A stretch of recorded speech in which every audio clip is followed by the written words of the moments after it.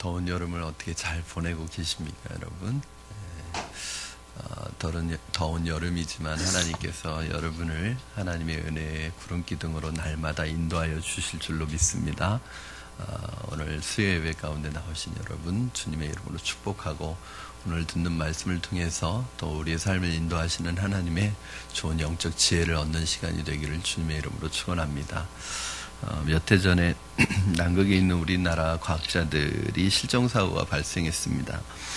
대원들을 태우고 가던 고무보트가 뒤집혀서 실종이 되었는데, 다행히 그 실종된 대원들 가운데는 아주 경험이 풍부한 부대장이 함께 타고 있었기 때문에 많은 사람들이 큰 탈은 없을 것이다.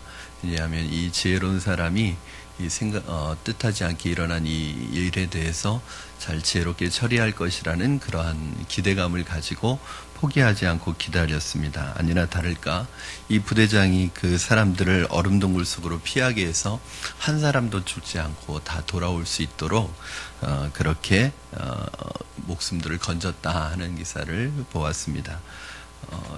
지도자 한 사람의 이 지혜가 얼마나 중요한지를, 또 지도자 한 사람이 어떤 암초나 생각지 않은 뜻하지 않은 변수를 만났을 때 어떤 지혜를 발휘하느냐에 따라서 그 공동체의 운명이 걸려 있다고 해도 과언이 아닐 것입니다. 이 세상을 살면서 우리는 예측하지 않은 암초를 만나게 될 때가 많습니다. 모든 것이 우리가 계획한 대로, 우리가 예상한 대로 다 잘 되어 간다면 그것처럼 쉬운 것은 없을 것입니다. 그러나 여러분도 잘 아시겠지만 우리의 인생이 내 계획대로, 내 예상대로 되지 않는다는 것이 우리의 고민입니다. 그런데 그 계획대로, 예상대로 되지 않은 것이, 그러한 뜻밖의 변수들이, 생각지 못한 암초들이 내게 축복이 되느냐 저주가 되느냐는 바로 우리에게 달려 있습니다. 오늘 말씀 속에서 우리에게 요구하시는 것은, 이러한 변수나 암초를 만날 때 늘 하나님의 말씀대로 살며 성령의 인도하심에 민감해야지 이러한 변수들을 이겨낼 수 있다는 것을 보면서, 여러분, 우리에게 오늘 두 가지를 요구하고 있습니다. 그것은 하나는 지뢰밭을 걷는 군인이 자기 마음대로 기분대로 걸어가면 안 되는 것처럼, 하나님의 말씀의 작은 일에서부터 하나님의 말씀의 뜻을 따르는 것과, 또 하나는 성령의 인도하심에 굉장히 민감해야 된다는 것입니다. 그러기 위해서 우리가 늘 생각하는 것 두 가지가 뭐냐면, 바로 말씀과 기도가 바로 우리를 이 변수에서, 뜻밖의 암초에서 살려내는 아주 중요한 지혜를 제공한다는 것을 여러분 기억하시기 바랍니다.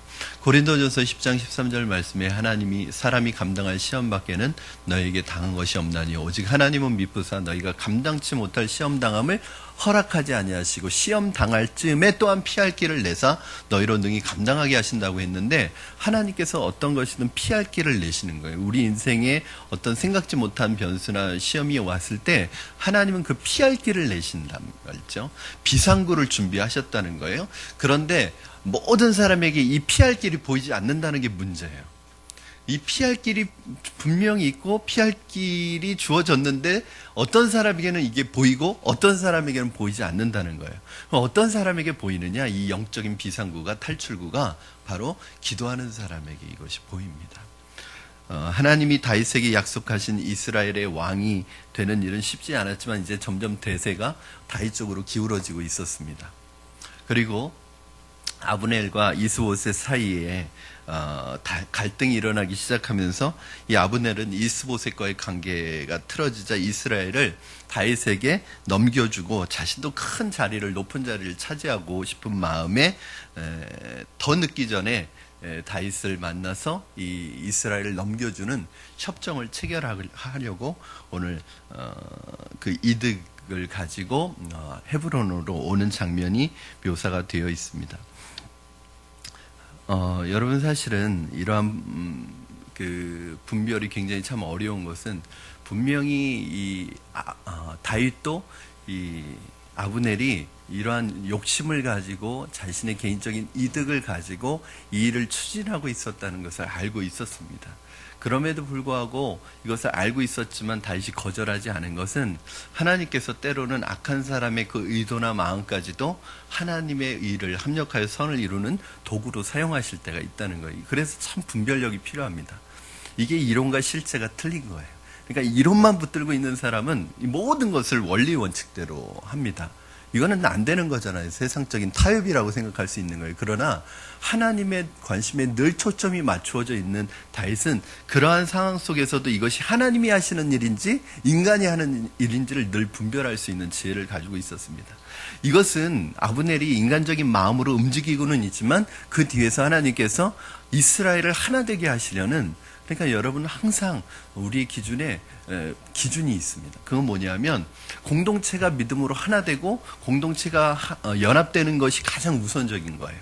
만약에 이것을 깨는 것이면 아무리 그것이 멋있어 보이고 겉으로 화려해 보여도 그것은 하나님의 뜻이 아닐 수가 있습니다. 그러나 공동체가 하나 되기 위한 것이라면 조금 부족해 보여도 그 하나 되기 위한 것을 선택하는 것이 내가 나중에 그 공동체에서 정말 하나님 앞에 쓰임 받는 비결입니다.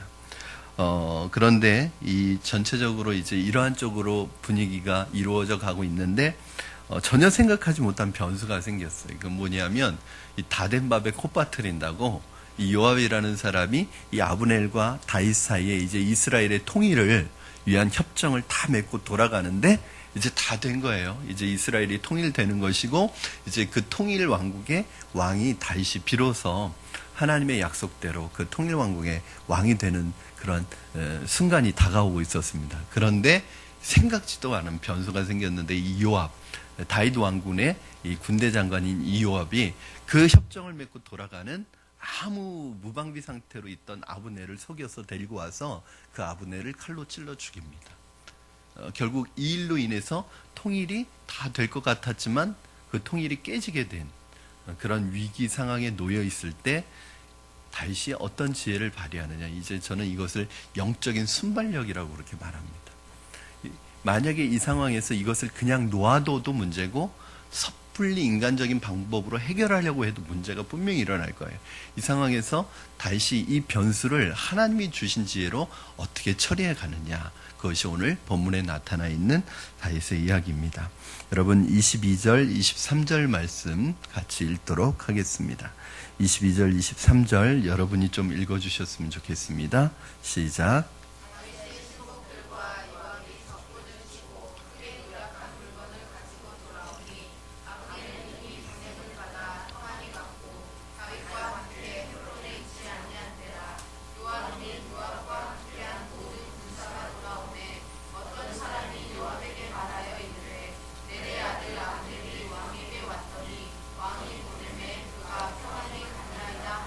아멘. 아브넬이 담대하게 다윗이 있는 헤브론까지 와서 이스라엘 다른 지파들을 다윗과 합치는 약정을 하고 돌아갔습니다. 그때 요압이 헤브론에 없었어요. 전쟁을 하러 나가 있었습니다. 일부러 그 중요한 협정을 해야 되기 때문에 다윗이 요압을 전쟁에 내보낸 것인지 뭐 그런 주장도 있습니다. 일부러 전쟁에 내보냈다고. 왜냐하면 요압이 있으면 분명히 일을 그르칠 수 있으니까 전쟁에 내보냈다고. 어쨌든 요압이 없을 때 이 모든 약정이 해결되고 요압이 돌아왔는데, 전쟁에서 돌아왔을 때 이미 아브넬은 이 협정을 마치고 이미 떠난 상태라는 것을 보고를 받았습니다. 요압은 두 가지 이유에서 아브넬과 다윗이 이 약정하는 것을 원치 않았습니다. 첫 번째 이유는 이 아브넬은 바로 자기의 동생인 아사엘을 죽인 장본인이기 때문에 그렇습니다. 이 개인적인 원한을 도저히 참을 수가 없었습니다. 두 번째는 만약에 이 협정을 맺어서 아브넬이 이 협정을 맺는다면 이스라엘 나라의 1등 공신이 될 텐데, 그렇게 되면 군대 장관의 자리가, 자기가 지금 차지하고 있는 군대 장관의 자리가 아브넬에게 넘어갈 것이 뻔하기 때문에 그 자리를 내놓고 싶지 않았습니다. 이 두 가지 이유 때문에 절대로 아브넬과의 이 협정을 원하지 않았습니다. 요압은 다윗 중심으로 이 통일이 되기를 원했어요. 그래서 그것이 무력으로든 어떤 방법으로든 이 아브넬과의 협정이 아니라 다윗의 중심으로 이 통일이 이루어지기를 원했습니다. 그래서 요압이 아브넬이 자기가 없는 동안에 헤브론까지 와서 다윗과 회의 약정을 하고 돌아갔다는 말을 듣자마자 두 가지 일을 합니다. 첫째는 다윗 왕에게 가서 항의를 합니다. 그 내용이 24절, 25절이에요. 왕에게 거칠게 항의를 합니다. 자, 24절, 25절 함께 읽겠습니다. 시작. 요압이 왕에게 나아가 이르되 어찌하심이니이까 아브넬이 왕에게 나아왔거늘 어찌하여 그를 보내 잘 가게 하셨나이까. 왕도 아시려니와 넬의 아들 아브넬이 온 것은 왕을 속임이라. 그가 왕이 출입하는 것을 알고 왕이 하시는 모든 것을 알려 함이니이다 하고. 요압은 다윗에게 아브넬이 온 이유가 진짜 화해하기 위한 것이 아니라 화해의 제스처를 취하면서 정탐하러 온 것이라고 그렇게 보고를 했습니다. 그러나 여러분, 그 요압의 말처럼 아브넬은 믿을 수 없는 사람입니다. 왜냐하면 나라의 중요한 일을 자신의 개인적인 사리사욕을 쫓아서 결정하는 사람이기 때문에 언제든지 한 번 배신한 사람은 두 번 주인을 배신할 수 있기 때문에 나중에는 반드시 다윗 왕을 배신할 것이라는 것을 알고 있었어요. 그러니까 믿을 수 없는 사람이라는 것은 다윗도 이미 다 알고 있는 거예요. 그러나 다윗은 그 아브넬을 믿은 것이 아니라 그 악한 자의 마음이라도 하나님의 일을 위해서 사용하시는 그 하나님을 믿은 것입니다.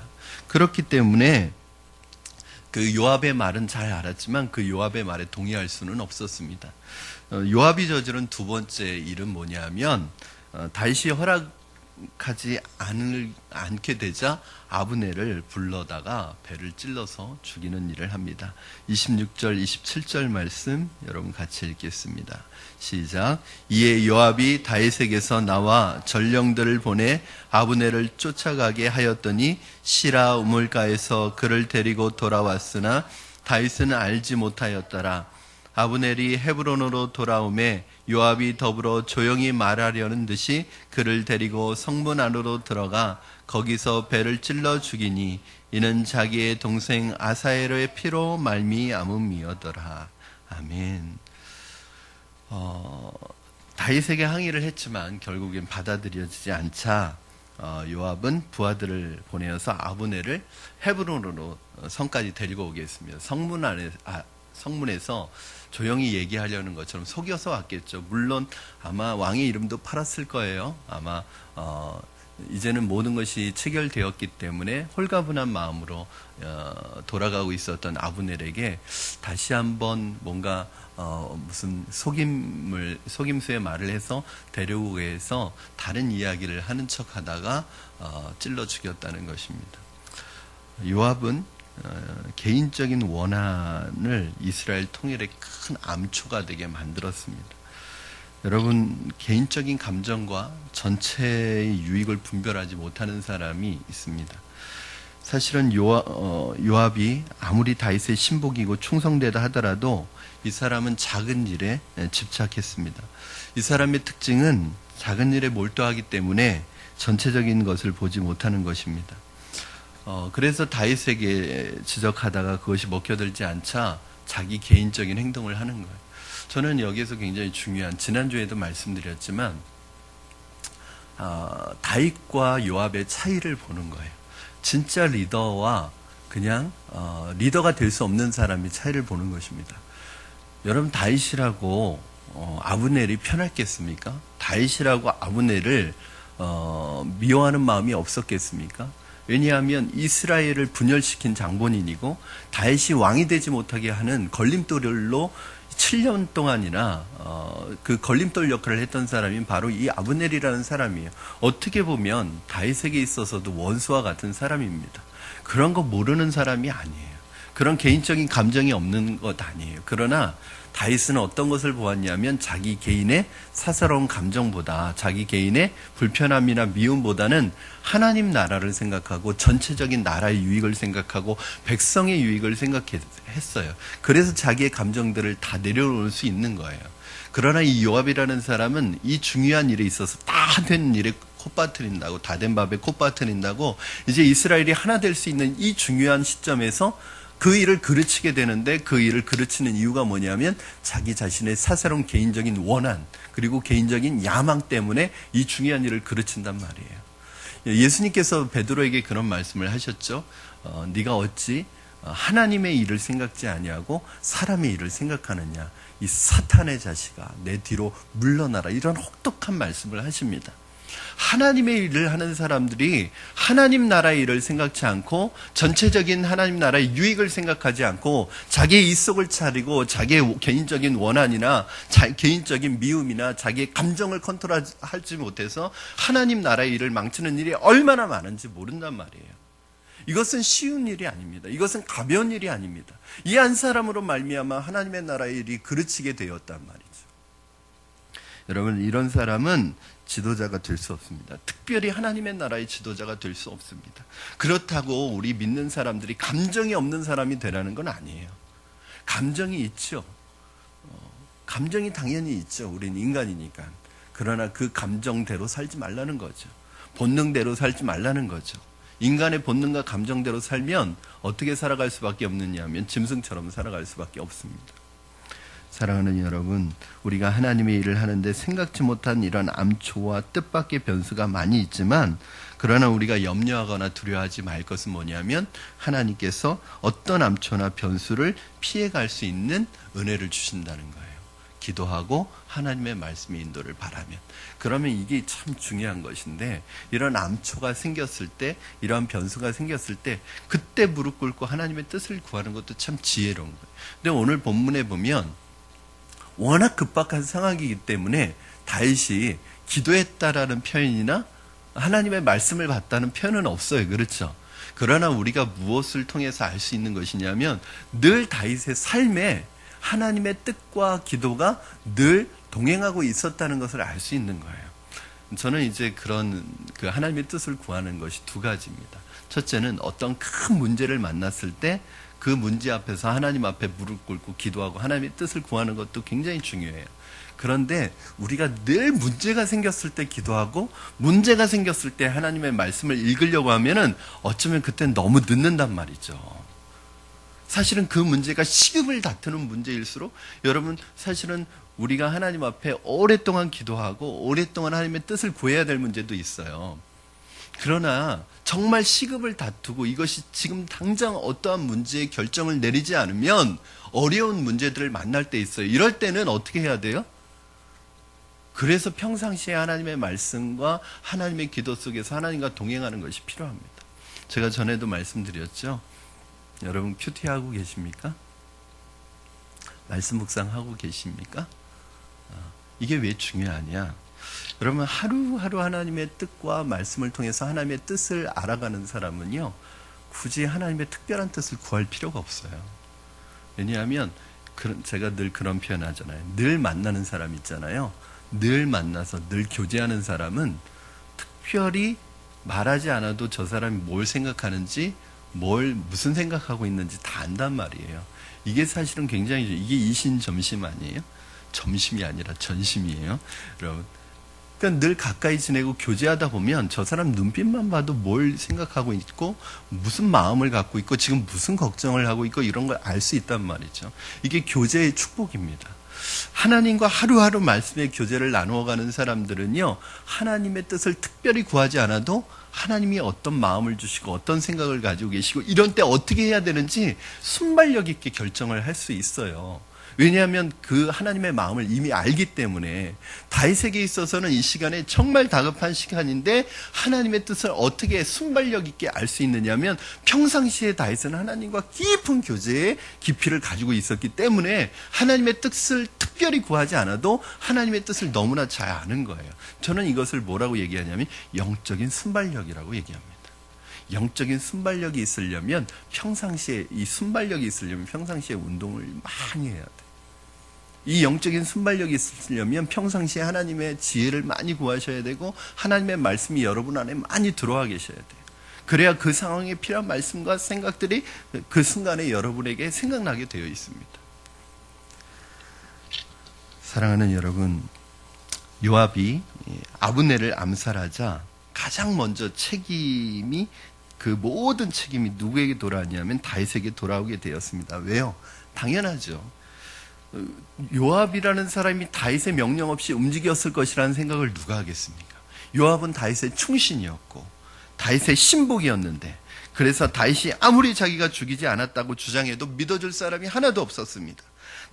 다른 이스라엘 지파 사람들은 그렇지 않아도 다윗 왕이 만약에 왕이 된다면 불안한 것이 있었거든요. 그건 뭐냐면 사울에게 협력했던 자들에게 복수할 것이라는, 사울에게 협력했던 사람들을 숙청할 것이라는 이 두려운 마음이 있었는데, 그 두려운 마음을 진정시키고 아브넬을 보내서, 대표로 보내서 이제 이스라엘과 유다가 그 협정을 맺었는데, 이 협정을 맺은 상황에서 몰래 부활을 시켜서 암살시킬 정도의 사람이라면 우리도 반드시 죽임을 당할 것이라는 그 두려운 마음에 확신이 들기 시작하는 거예요. 여러분 위기입니다.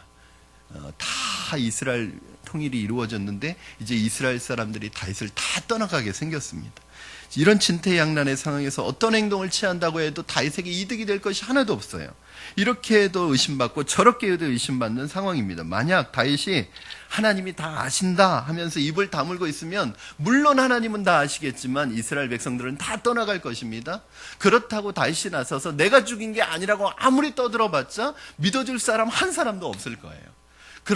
거기에다가 만약에 여기에서 요압을 처형한다, 요압의 죄를 물어서 처형한다, 그러면은 충신이고 신복이었던 이 요압을 처형하는 모습을 보면서 그 요압과 같은 생각을 가지고 있었던 수많은 사람들이, 이 다윗 왕은 자신의 야망을 위해서 신복과 충신을 언제든지 죽일 수 있는 그런 아주 끔찍한 사람이구나 하고 부하들의 마음을 또 잃어버릴 거예요. 여러분, 이런 상황 속에서 어떻게 해야 할까요? 이때 다윗이 기가 막힌 지혜로 이 어려움을 빠져나옵니다. 이 지혜로 말미암아 자기를 따르는 사람들의 마음을 습습하고 떠나가는 이스라엘의 사람들의 마음도 붙잡아서 하나가 되게 합니다. 이것이 바로 다윗의 순발력이었고 다윗이 고난을 통해서 배운 하나님의 지혜였습니다. 여러분, 가장 먼저 다윗이 한 것이 무엇이냐면 다윗이 요압을 저주했습니다. 28절 29절 말씀 같이 읽겠습니다. 시작.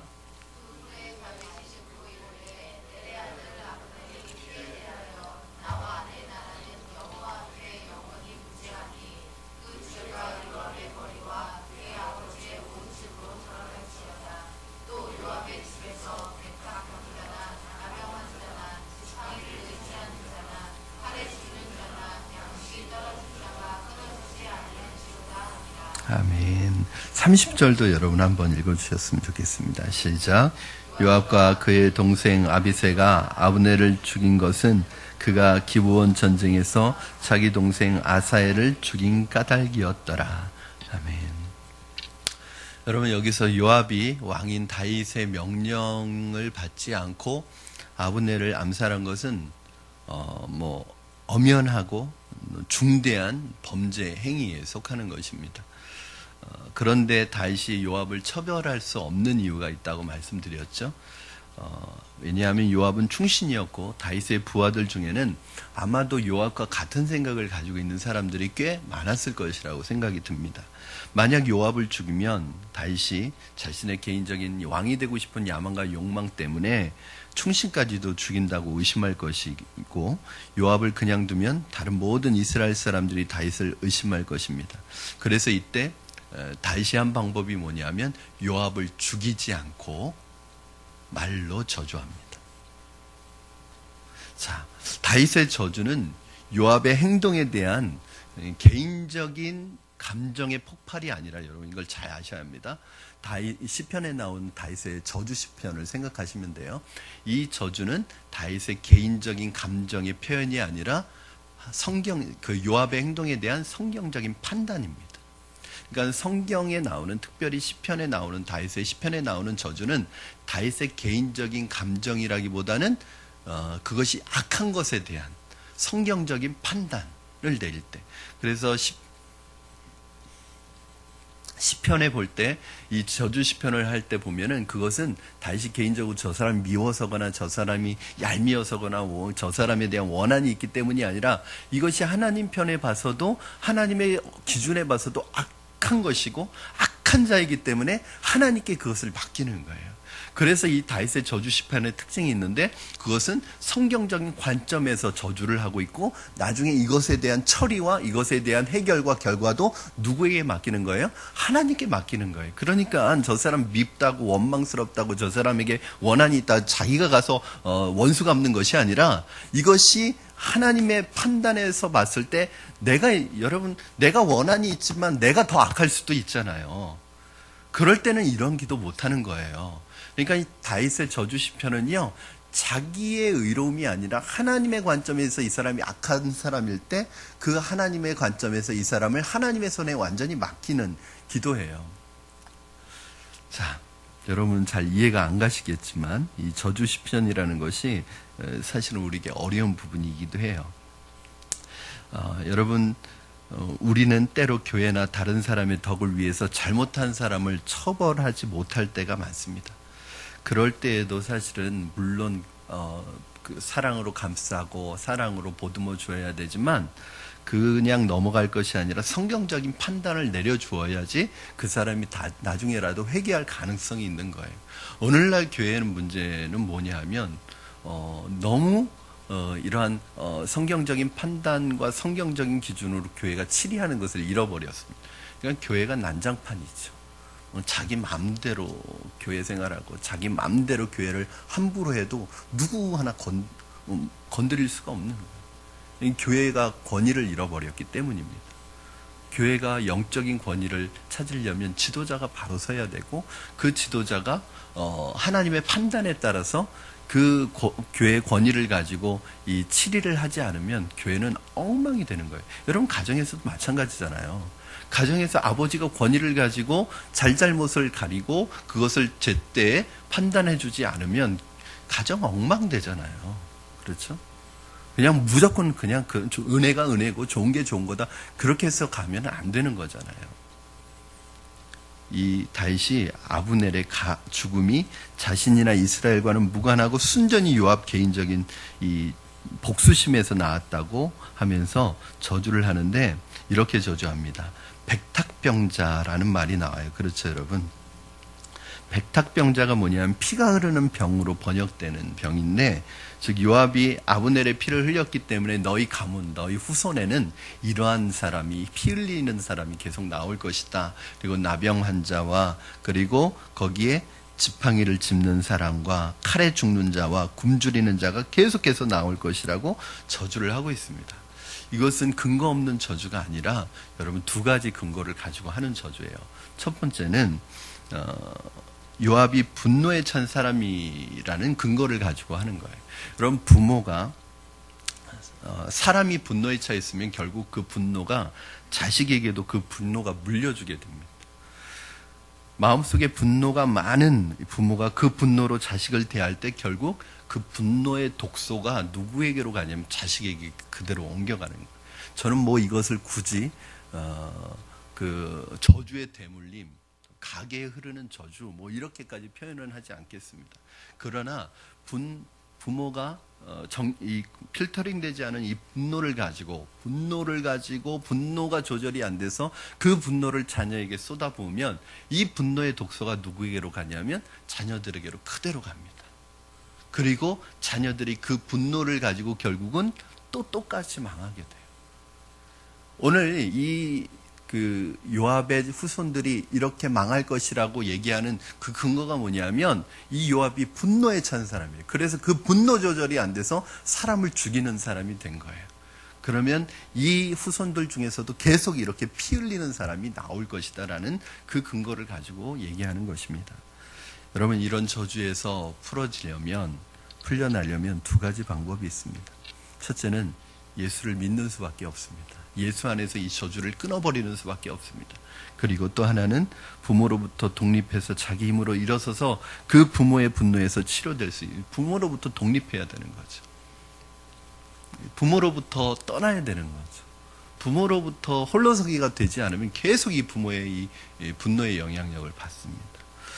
여러분 또 하나 다른 근거는 요압이 아무리 개인적인 원한이 있더라도 지금 이스라엘이 하나 되려고 하는 이때에 하나님이 악한 자를 사용해서 선한 일을 하고 계시는 이때에 하나님을 믿고 기다리지 못했다는 거예요. 여러분, 하나님은 악한 자가 착한 일 한 번 했다고 그것으로 그동안 악한 것을 다 없는 것으로 해주시는 분이 아닙니다.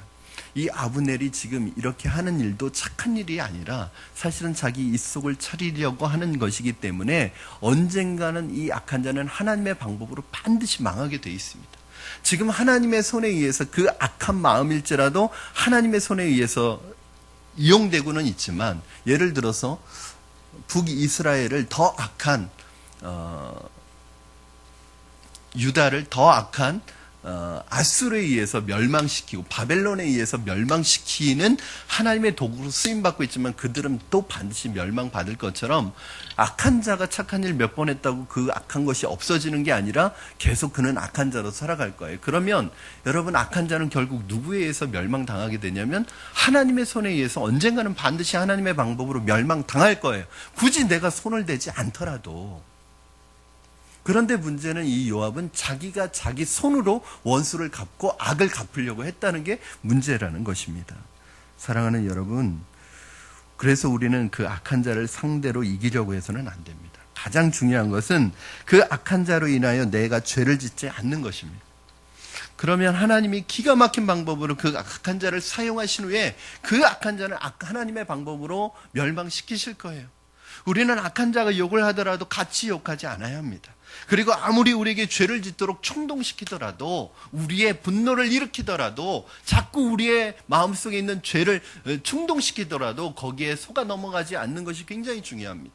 그리고 나서 여러분, 나중에 내가 걔 때문에 그랬다고, 그거 하나님 앞에 아무런 이유가 될 수 없습니다. 이것이 바로 다윗과 요압의 차이입니다. 다윗은 이 부분에 있어서 철저해요. 하나님께 맡깁니다. 악에 대한 처리를 하나님께 맡깁니다. 내가 봤을 때 이거 분명히 악한 자인데 자신도 악을 악으로 갚지 않고 그냥 하나님 앞에 이것을 맡겨요. 왜요? 악한 자는 결국 스스로 멸망하게 되어 있기 때문에 그 악한 자에게 내 손을 대지 않는 거예요. 여러분, 악한 자를 처리하기 위해서 여러분의 거룩한 손을 댈 필요가 없는 거예요. 왜냐하면 하나님의 방법으로 하나님께서 망하게 하십니다. 그런데 만약에 여러분이 악한 자를 여러분이 똑같이 상대하고 똑같이 만약에 악한 방법으로 한다면 여러분도 악해지는 거예요. 우리가 생각하기에 아브넬은 그야말로 잘 죽었다고 볼 수 있습니다. 그러나 우리는 악한 자가 망했을 때 절대로 그놈 잘 죽었다 이렇게 말하면 안 됩니다. 왜냐하면 여러분, 주위에 많은 사람들의 눈이 여러분의 입술을 주목하고 있습니다. 이게 참 믿음으로 사는 게 쉽지 않은 거예요. 내가 어떻게 보면 다윗의 입장에 보면 그렇게 생각할 수 있지 않겠어요? 아유, 내가 죽이고 싶었는데 네가 죽였구나. 잘 죽였다. 어찌됐든 미운 놈인데 잘 죽었다. 이렇게 생각할 수 있잖아요. 그런데 다윗은 그렇게, 참 이게 다윗이 상식에서 벗어나는 거예요. 그러니까 다윗은 그렇게 생각하지 않았다는 거예요. 왜요? 아브넬은 지금까지 다윗이 이스라엘의 왕이 되지 못하도록 방해한 사람이고 지금 다윗에게 붙으려고 하는 이유도 대단히 이기적인 이유 때문입니다. 그러나 다윗은 아브넬의 죽음을 통해서 그의 겸손을 하나님이 시험하고 계시다고 생각한 거예요. 자, 31절, 32절 말씀 같이 읽겠습니다. 시작. 다윗이 요압과 및 자기와 함께 있는 모든 백성에게 이르되 너희는 옷을 찢고 굵은 배를 띠고 아브넬 앞에서 애도하라 하니라. 다윗 왕이 상여를 따라가 아브넬을 헤브론에 장사하고 아브넬의 무덤에서 왕이 소리를 높여 울고 백성도 다 우니라. 아멘. 여기서 다윗은 아브넬을 자기 중심적으로 생각하지 않았습니다. 무슨 말이냐면, 만약에 아브넬을 다윗이 자기 중심으로 생각하고 자신의 관점으로 생각했으면 아브넬은 다윗을 괴롭힌 한 사람에 불과합니다. 죽어도 마땅한 사람이고 미운 사람이고 그 사람은 멸망이 당연한 것이고 죽음이 당연한 사람으로 여겨지는 거예요. 누구의 입장에서 보면? 다윗의 입장에서 보면. 그러나 다윗은 그 순간에 자신의 중심이 아니라 누구의 입장에서 본 거예요? 아브넬을 중심으로 본 거예요. 아브넬이 되어서 본 거예요. 아브넬 상대방의 입장에서 본 거예요. 아브넬을 잃은 가족들 입장에서 본 거예요. 여러분, 아브넬이 다윗과 요압에게 있어서는 원투 같은 사람이지만 아브넬은 자기 집안에서는 중요한 사람이고 이스라엘에서는 큰 인물이었습니다. 그 상대방의 입장에서 본 거예요. 그러니까 지금 여러분 애도를 한다고 그랬잖아요. 막 울고 있잖아요. 통곡을 하고 있잖아요. 이게 쇼하는 걸까요? 이 쇼하는 거면 다윗은 다윗이 될 수 없는 거죠. 실제로 슬퍼하는 거예요. 왜요? 자기 입장에서 본 게 아니라 아브넬의 입장에서 본 거예요. 아브넬의 가족의 입장에서 본 것이고, 아브넬을 잃은 그 나라의 지도자를 잃은 이스라엘 입장에서 자기가 생각하는 거예요. 사람이 어리면 어릴수록 모든 것을 자기 중심으로 봅니다. 그래서 아이들이 제일 많이 하는 말이 뭔지 아세요? 내 거. 다 자기 거래요, 애들은. 여러분, 어린 사람일수록 자기 중심입니다. 교회도 마찬가지입니다. 어떤 교인들 보면 순 자기 중심입니다. 무조건 자기 중심에서 생각합니다. 다른 사람 상대방의 입장을 생각하지 않을 때가 많습니다. 저를 비롯해서 우리 모든 성도님들 한번 같이 생각해 보셨으면 좋겠습니다. 나는 내 중심으로 신앙생활하고 있는지, 내 입장에서 신앙생활하고 있는지, 아니면 다른 사람의 입장을 배려하고 다른 사람의 입장을 생각하고 있는지.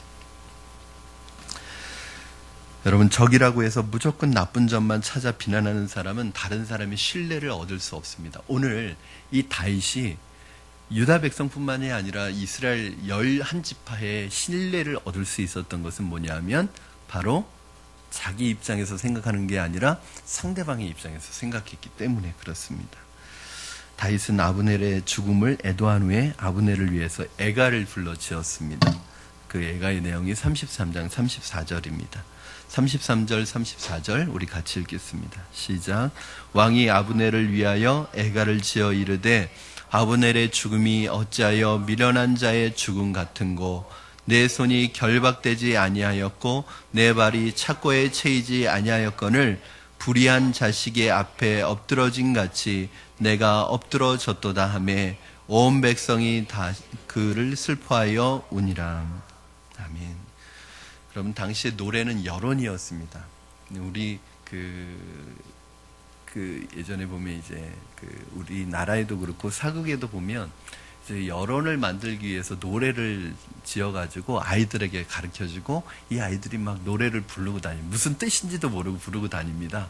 그러면 그것이 여론이 형성이 돼가지고 그게 왕의 귀에까지 들어가고 뭐 그런 일들을 우리가 보잖아요. 이 다윗은 여론을 또 잘 이용하는 사람이었습니다. 이것을 통해서 뭘 얘기하는 거예요? 이 애가의 중심 주제가 있습니다. 그것은 무엇이에요? 아브넬의 죽음을 굉장히 안타까워하면서 결국 말하고자 하는 것은 무엇이냐면 이 아브넬의 죽임의 책임은 누구에게 있다? 요압에게 있다는 얘기를 하려는 것입니다. 거기 보시면 불의한 자식의 앞에 엎드러진 같이 내가 엎드러졌도다.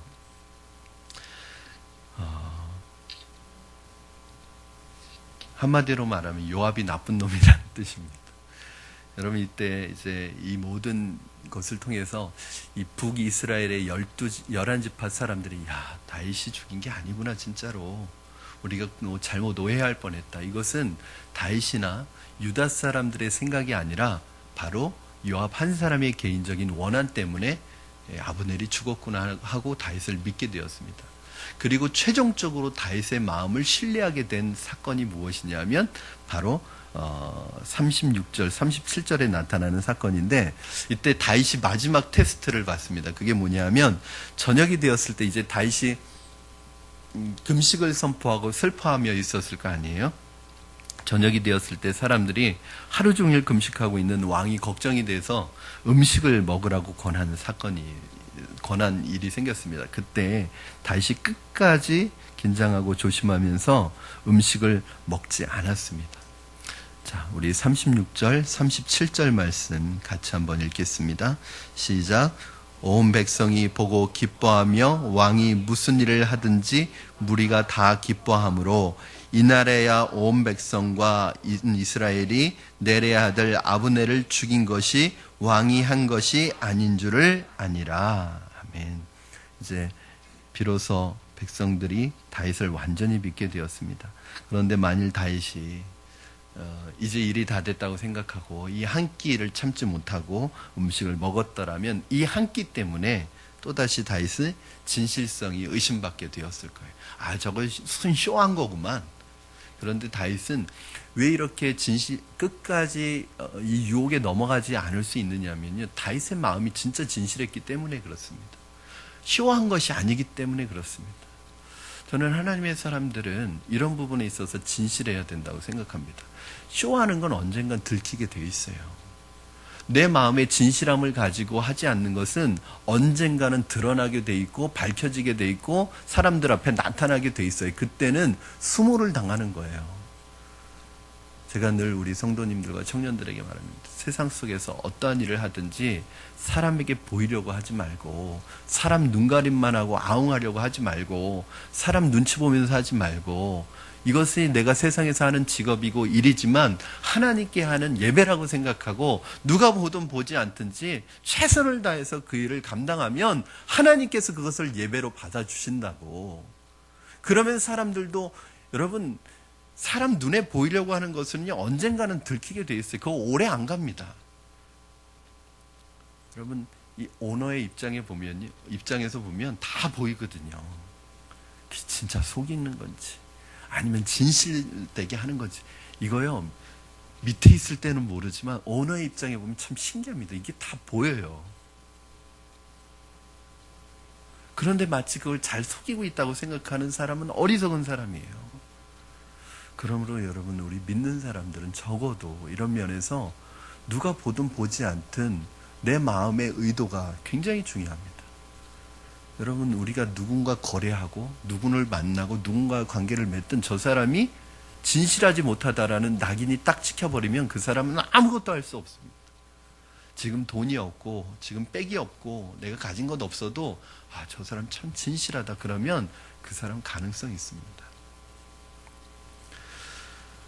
말씀을 정리합니다, 여러분. 그 후에 다윗이 요압을 처벌하지 못하는 것에 대해서 솔직하게 얘기합니다. 이 솔직한 얘기가 바로 39절입니다. 자, 우리 같이 한번 읽겠습니다. 시작.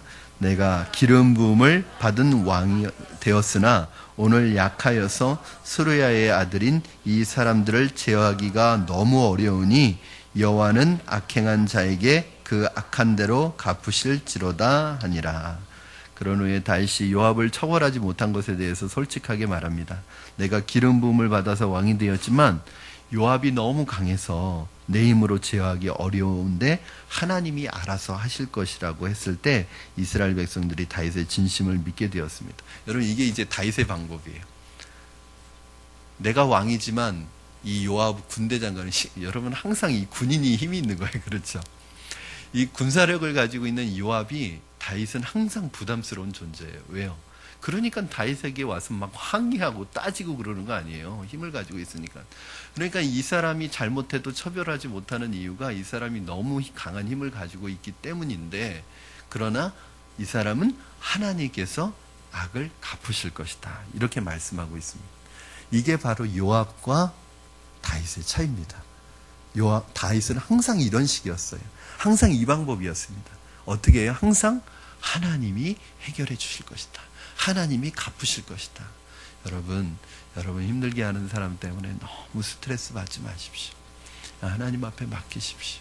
그리고 여러분 진실하게 대하시고, 그 사람이 악한 자라도 상대방의 입장에서, 내 관점에서가 아니라 상대방의 입장에서 진실하게 대하시면 하나님께서 악한 대로 갚아주실 것이고, 또 하나님께서 우리에겐 그것이 오히려 복이 되게 하실 줄로 믿습니다. 오늘 여러분, 오늘 말씀을 통해서 우리가 겸손하게 행하면 모든 오해는 풀리게 되어 있다는 것, 그렇게 할 때 결국 이스라엘이 하나 되는 것입니다. 이를 위해서 우리는 자존심 버리는 훈련을 해야 되고, 다른 사람의 문제를 그 사람의 입장에서 생각하는 노력을 해야 합니다. 특히 적대적인 관계에 있는 사람이 어려움을 당하면 하나님이 우리의 겸손을 시험하시는 것임을 깨달으시고 진심으로 대하시는 여러분 되기를 주님의 이름으로 축원합니다. 우리 기도하겠습니다.